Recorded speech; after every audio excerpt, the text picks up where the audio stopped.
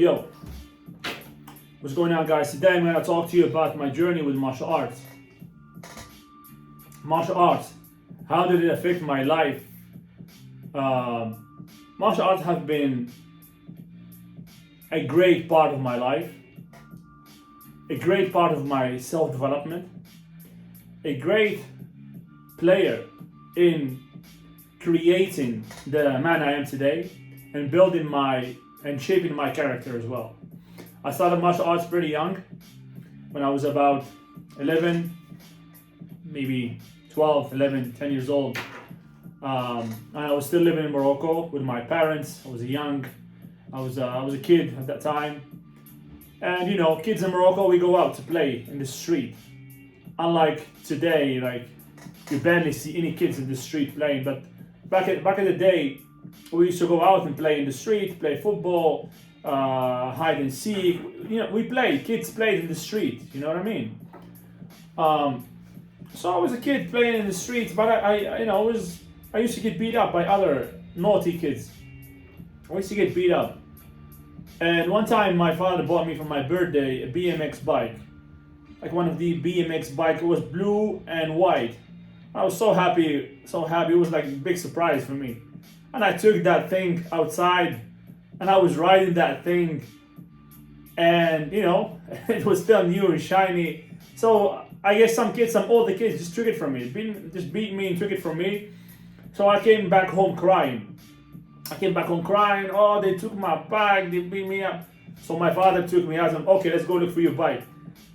And then we found those kids. I took my bike back. So my father told me, hey, no more.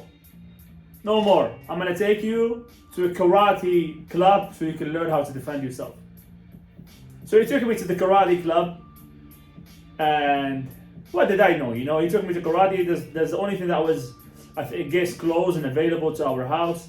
So I started training with these guys. Karate, I did it for a while.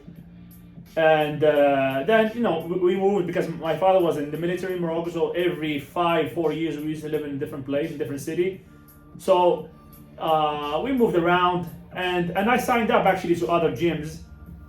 You know, because I got involved with the martial arts and I started to like it. And I was also watching at that time, starting to watch movies like Jean-Claude Van Damme movies. I don't know if you guys know Jean-Claude Van Damme. He doesn't make movies anymore, but I think he doesn't make so many movies. But the guy is a legend when it comes to martial art movies. Bruce Lee, of course. Jet Li. So I was watching a lot of these movies. So it was you know, it was something. It was something that attracted me, right? Especially like in Moroccan society, like kids, you play in the street and fights are a normal thing to happen. You know, it's normal, it's common that you have a fight or two every day. Like with kids, between kids, you know? And it's just like that. So you get beat up. You get beat up by other kids and at some point you decide, hey, I don't want this to happen to me anymore, you know? So you start looking for ways to get stronger. You start looking for ways to get stronger, not to feel that scarcity anymore. Because even as a teenager, because I lived in Morocco when I was 19, so I lived there all the way up to 19 in different cities, right? And I lived in some of the most dangerous places in Morocco, you know. And I remember one time I was living next to in this neighborhood. This was where my grandma lived. And it was the guys that lived were our neighbors. Some of them were considered the most dangerous criminals at that time. You know, they were still in hiding, and we used to see them by night. And they were hiding from police and all that. And these guys used to walk with swords, and used to walk with knives, and used to walk with weapons. Luckily, in Morocco, at least when I was growing up there was no firearms. Nobody had fire weapons. You know, firearms. Everybody was just like having knives and stuff like that, swords and shit. Anyways, so there was always that idea in my head that I need to defend myself. I need to be strong to command respect in certain areas, and also to defend myself and defend my family if needed. You know, robberies happened at that time. A lot of people got robbed in the street, just walking by night. walking through the wrong street, or just walking to a dark, bit of a dark alley, dark street, and you can get robbed. And you get people attacking you, taking your phone, taking this, taking that. It never happened to me. It tried to happen to me, but didn't work out for the guy. So anyway, so this is why I started learning martial arts. Basically, I always had that idea in my head. I need to be strong. I need to get stronger. I need to be invincible. I need to be able to inflict damage on people and protect myself and protect my family. Right? So I did karate for a while. Then when I remember I moved to another city. This is when I was in high school already. And I made some friends that used to train kickboxing. No, sorry, full contact. I don't even know, guys, if you know full contact. Full contact doesn't exist anymore. It's the start of kickboxing. Kickboxing started as full contact. You used to punch with the hands and the kicks. Okay, this is just hands and kicks, right? Anyways, so these guys they used to be good at boxing. So I tried to spar them with my karate knowledge, and I was good with my kicks. You know, karate is different from these other styles. But these guys used to punch the shit out of me. They used to kick my ass with the punches, with the boxing. I'm like, shit, what is this? What I'm doing is not working. And at this time I was still training karate. I got up to close to brown belt, right? And I was competing, and I was good at it. It was not bad. You know, it gave me certain confidence. It gave me certain strength. I was shredded, even though I was skinny, but I was shredded, I had abs. I was athletic, you know, athletic, strong, you know, capable of fighting because we used to spar every week in the gym. But it was not that realistic. But when I sparred with these guys that are full contact guys, they used to really punch me because they really trained boxing. They used to really punch me hard, and they were good with the hands, and I couldn't deal with it. So I said, fuck, I need to learn this shit. Long story short, when I came to Spain, so I started training with them a little bit. But at that time, I was close to leaving Spain. But before that, 1 year before that, I moved to Tangier to live with my grandma, and this is when I was living in this neighborhood. And at that time, at this time, I was already maybe 17, 18, and I was interested in getting big. I was no longer interested in just fighting. I was interested in getting big, looking good, because that was what everybody did. Everybody was big and was good. You know, you have to look big. You have to have, some guns. So I started doing a lot of weight training. I was training there with some guys. One of them was actually Morocco's champion. He was a big guy. More than 100 kilos, 190, 1 meter 90, 1 meter 80 something. Was tall and a big guy. And he used to teach us how to train, how to do weight training. And I got swole at that year. 1 year of training, I got swole. And so I dropped at that time. I dropped my martial arts training. I used to still do some stuff from time to time. But then when I came to Spain, when I just turned 19. This is when I discovered Muay Thai. This is when I, discovered Muay Thai. I discovered it through this movie, Ong Bak. This movie was very popular at that time, and I was just fascinated. I was just fascinated with the skills that they showed them. Oh, damn, this is good. Like the guy used to kick people with the elbows, with the knees, jumping elbows and all that. I said, man, this is some real skill. This is dangerous, right? I need to learn this shit. Because no matter how big you get,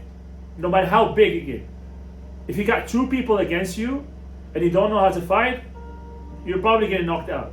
Even if you have one guy in front of you and he's trained in martial arts, trained in boxing, kickboxing, Muay Thai, whatever, and you're just swole, you're most likely getting beat up, right? And he has a weapon, like a small knife or something, a knife, you're 100% getting beat up because you don't know how to deal with that shit, and you're not fast enough, and probably your cardio is shit because you all focus on getting swole. Anyways, I'm not saying don't get swole. Get swole, but learn martial arts. That's my goal, to get swole and be dangerous at the same time. Be ninja, basically. Right. So I started training Muay Thai. Fell in love with Muay Thai. Started training Muay Thai. Did some championships in Muay Thai. I really dived deep into Muay Thai. I got very good at it. I took some championships here in Spain, and then of course I wanted to learn more. So I went to other gyms once I felt that I didn't learn anything in the place where I was, and in Muay Thai in general, I felt like I had, a very, very complete understanding of the art. You always can learn a few details here and there, but So I went to another gym. They were kickboxers, and they were very good at kickboxing. They were world champions at that time. Each Showtime world champion. They were in Cordoba, in Spain, south of Spain. So I went to train with them, and they kicked my ass. They really beat the shit out of me. I remember we used to spar Tuesday and Thursday, and the coach, he used to stand at the outside of the sparring area with toilet paper, and he just gave toilet paper to the boxers because when we were coming out, everybody was bleeding. Everybody's bleeding, no exception. Everybody's bleeding. The guy just handing out toilet paper, wipe up, go get a shower.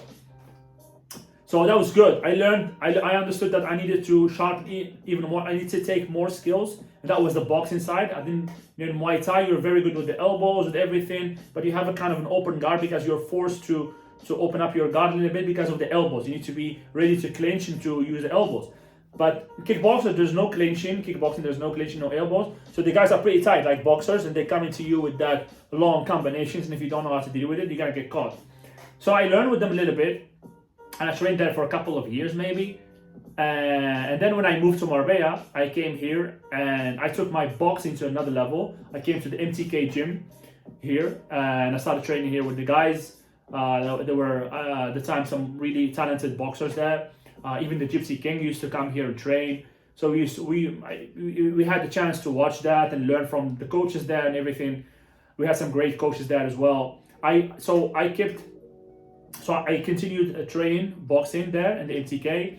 At the same time, I met one of the most talented guys here in Muay Thai in Spain. I was training with him, and also I met a very talented coach in the same gym. He was a kickboxing coach. I trained with him, so I had the complete package. I was sharpening my boxing skills. I was still doing Muay Thai, and I was doing kickboxing. So I was like, taking from everything. And this took me years. I'm talking to you about, this is years of learning, right? Years of learning and one thing. Because don't just start an art and go learn at the same time something else. You're just gonna get confused, right? So I stayed in Muay Thai for many years, for at least maybe 7 years or something like that. Then kickboxing for a couple, 2-3 years. Once you have a big, good background in Muay Thai, you can move to something like kickboxing and stay there for a few years, and you can adapt fast because everything you're gonna adapt fast, right? And then boxing is something different. But when you're coming from kickboxing, you already know how most of the things. You just need the footwork, and you need to understand better the game of boxing and sharpen your tools there. So it was progressive. It was not like doing everything at the same time. But at the end, after years, I could do that now. I can just train here, train there, and I understand everything, right? So that was it. And recently, right now, I just started. What's it called? I just started jiu-jitsu. And jiu-jitsu, when I say I just started jiu-jitsu, I mean 3 years ago.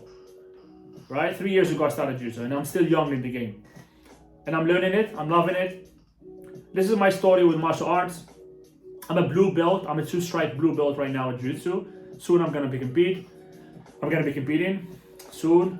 And so the idea is this: keep learning, keep advancing, keep learning more. I just want to learn more. I don't want to stop learning, right? And I turned myself from a scared kid, from somebody who was scared to face certain dangerous situation, to actually somebody who's not afraid of battle, somebody who's been through war, who has been through battles, and can handle himself with no problem. Right? What the fuck is this? So, this is what's up, guys. 1 second. So the idea is this: I was very shy. I was scared to get beat up. I was scared somebody would draw a knife on me and I couldn't handle it. You know what I mean? So I had to learn different things. I couldn't just be boxing. because I had to learn other stuff for self-defense. Boxing is not enough. So I need to use my legs, but I need to use my elbows. I need to use my knees. I need to have the maximum amount of tools possible to be secure, to be able to win against an attacker, right? So that was it. That was the motive, and luckily I took the time to learn, and I learned, and I'm happy that I put the time to learn all that. And nowadays, I'm very confident in my skills. I think I have world-class skills when it comes to striking. I have great understanding of all the techniques, of how to keep your mind cool during danger, of how to survive in a dangerous situation, how to stay cool, how to calm down, how to go to meditative state. I've been knocked out, my bones have been broken as part of the process. But hey, it is what it is. You want to learn, you want to get stronger, you have to get outside your comfort zone and go for it. Go learn. Pick up gloves and just go to the gym. Try to learn, man. Anything you learn to make you strong is going to impact your personality in a positive way. You're going to be more confident, you're going to be more secure, right? If you're walking with your wife, with your family, they're going to feel that they are insecure with you, and you know that you have a fighting chance. You know that you have a fighting chance against somebody who's trying to attack you. People are not stupid. When they see that you're not afraid, that you know something, because it's going to be obvious, unlike somebody who's just swinging like if he were swimming, you're swinging with precision, people are going to back off. Just knowing that, oh shit, this guy might know something. Your attacker is also afraid for his life, especially if he's a coward and trying to rob you or trying to bully you. He's a coward. Real men don't bully nobody, right? He has fear in his heart. So if you're strong enough, you're going to have a better life. Your confidence is going to be better. Your relationships are going to be better. You are going to be better. So this is my story a little bit with martial arts and how they impacted my confidence.